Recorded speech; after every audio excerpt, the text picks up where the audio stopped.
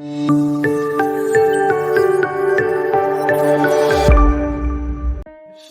Friends, welcome to Madras Anitha's kitchen. இன்னைக்கு நான் உங்களுக்கு சூப்பரான குழி பணியாரமும் அதுக்கு சைட் டிஷ்ஷான ஒரு கார சட்னியும் எப்படி செய்யறதுன்னு சொல்லி தரேன்.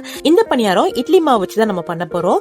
ரொம்ப ரொம்ப சிம்பிள் அண்ட் இதுக்கு ஒரு சைட் டிஷ்ஷா ஒரு சூப்பரான கார சட்னியும் சேர்த்து சொல்லி தர போறேன்.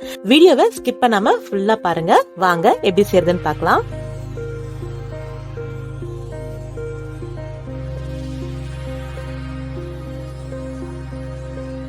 ஃபர்ஸ்ட் நான் ஒரு பவுல் ஃபுல்லா இட்லி மாவு எடுத்து வச்சிருக்கேன். இந்த இட்லி மாவு எப்படி பண்ணணும்னு சொல்லிட்டு நான் டிஸ்கிரிப்ஷன் பாக்ஸ்ல லிங்க் ஷேர் பண்ணிருக்கேன் அண்ட் மேல ஐ பட்டனையும் லிங்க் பிளிங்க் ஆகும். எப்படி செய்யறதுன்னு பாத்துக்கோங்க. இந்த அளவு மாவுல ஒரு 20 to 25 குழி பணியாரம் நம்ம செய்யலாம். ஒரு 1/4 கிலோ மாவு தான் நான் எடுத்து வச்சிருக்கேன். இப்போ ஒரு கடாயில 2 டேபிள் ஸ்பூன் எண்ணெய் சேர்த்துக்கலாம். நல்லெண்ணெய் சேர்த்துக்கோங்க. குழி பணியாரத்துக்கு நல்லெண்ணெய் ரொம்ப டேஸ்டா இருக்கும். அப்புறம் 1 டீஸ்பூன் கடுகு, 1 டீஸ்பூன் உளுந்த பருப்பு, 1 டீஸ்பூன் கடலைப்பருப்பு, துருவின இஞ்சி 1 டேபிள் ஸ்பூன், சின்ன சின்னதா நறுக்குன 1 பச்சை மிளகா, கட் பண்ணி 2 காஞ்ச மிளகா, 1 கொத்து கருவேப்பிலை. இப்ப நம்ம இது எல்லாத்தையும் சேர்த்துட்டு ஒரு 2 நிமிஷத்துக்கு நல்லா வதக்கிக்கலாம்.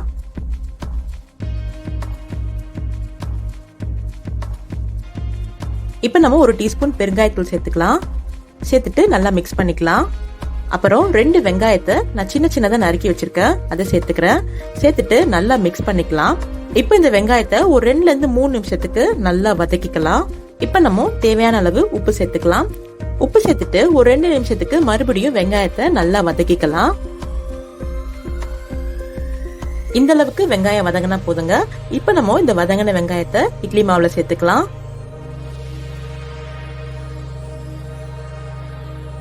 இப்ப நம்ம இதை நல்லா மிக்ஸ் பண்ணிக்கலாம். அவ்வளவுதாங்க, பணியாரத்தோட மாவு ரெடி ஆயிடுச்சு. இப்ப நம்ம பணியார சட்டிய அடுப்புல வச்சுட்டு பணியாரம் செஞ்சிடலாம். பணியார சட்டி நல்லா சூடாயிட்ட அப்புறம் இதுல 1/2 டீஸ்பூன் அளவுக்கு நல்லெண்ணெய எல்லா குழிலையும் சேர்த்துடலாம். இப்ப நம்ம பணியார மாவை சேர்த்துடலாம். 3/4 அளவுக்கு நம்ம இந்த பணியார மாவை அந்த குழியில சேர்த்துக்கலாம். ஒரு 2 to 3 நிமிஷத்துக்கு நல்லா வேக வைக்கலாம் இத.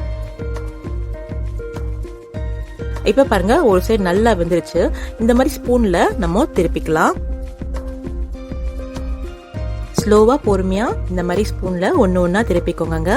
திருப்பிட்டு அந்த சைடையும் நம்ம நல்லா வேக வச்சுக்கலாம். நல்லா மொறுமொறுன்னு வேணும்னா கொஞ்சம் நீங்க நல்லெண்ணெய் சேர்த்துக்கலாம். கொஞ்சம் வெந்ததுக்கு அப்புறமே இந்த மாதிரி திருப்பி திருப்பி பாத்துக்கோங்க வெந்துருச்சா இல்லையான்னு. பாருங்க, நல்லா கோல்டன் ப்ரௌன்ல ஆயிடுச்சு. இப்படி ஆயிடுச்சுன்னா நல்லா வெந்துருச்சுன்னு அர்த்தம். சோ இப்ப நம்ம இது தனியா ஒரு பிளேட்ல டிரான்ஸ்ஃபர் பண்ணிக்கலாம்.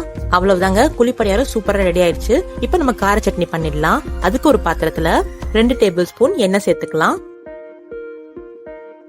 எண்ணெய் நல்லா சூடாயிட்ட அப்புறம் 2 வெங்காயத்தை இந்த மாதிரி பெருசா நறுக்கி வச்சிருக்கேன், அதை சேர்த்துக்கிறேன்.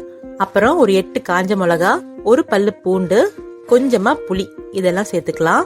சேர்த்துட்டு நல்லா மிக்ஸ் பண்ணிக்கலாம். இப்ப நம்ம இத ஒரு 2 to 3 நிமிஷத்துக்கு நல்லா வதக்கிக்கலாம். அப்புறம் 4 தக்காளிய நான் கொஞ்சம் பெரிய சைஸா கட் பண்ணி வச்சிருக்கேன், அதை சேர்த்துக்கிறேன்.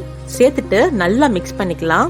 இந்த தக்காளி வெங்காயமும் சீக்கிரமா வதங்கிறதுக்காக நம்ம இப்பவே உப்பு சேர்த்துக்கலாம். சோ நான் 1 டீஸ்பூன் உப்பு சேர்த்துக்கிறேன்.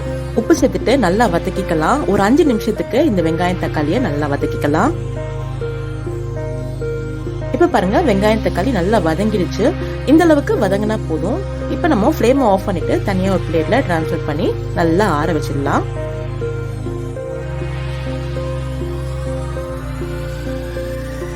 நல்லா ஆறிடுச்சு. முதல்ல காஞ்ச மிளகாவை சேர்த்துக்கோங்க மிக்சர் ஜார்ல. அதுக்கப்புறம் வெங்காயம் தக்காளி சேர்த்துக்கோங்க. சேர்த்துட்டு நல்ல ஒரு பேஸ்டா அரைச்சி வச்சுக்கோங்க. இப்ப நம்ம இதுல தாளிச்சு கொட்டிடலாம். அதுக்கு ஒரு கடாயில 2 டேபிள் ஸ்பூன் எண்ணெய் சேர்த்துக்கோங்க. எண்ணெய் நல்லா சூடாயிட்ட அப்புறம் 1 டீஸ்பூன் கடுகு, 1/2 டீஸ்பூன் உளுந்த பருப்பு, 1 கொத்து கருவேப்பிலை. கடுகு நல்லா வெடிச்சிட்ட அப்புறம் இதுல நம்ம சட்னியை ஆட் பண்ணிக்கலாம். இப்ப நம்ம இதை நல்லா மிக்ஸ் பண்ணிக்கலாம். உப்பு தேவைன்னா நீங்க கொஞ்சமா ஆட் பண்ணிக்கலாம் இந்த டைம்ல. அப்புறம் க்ளோஸ் பண்ணிட்டு ஒரு 3 நிமிஷத்துக்கு நல்லா கொதிக்க விடலாம். இப்ப பாருங்க, சட்னி நல்லா கொதிச்சு கொஞ்சம் வத்தி இருக்கு. இந்த ஸ்டேஜ் போதும். இப்ப நம்ம இதுல கடைசியா கொஞ்சமா கொத்தமல்லி இலைய தூவிக்கலாம்.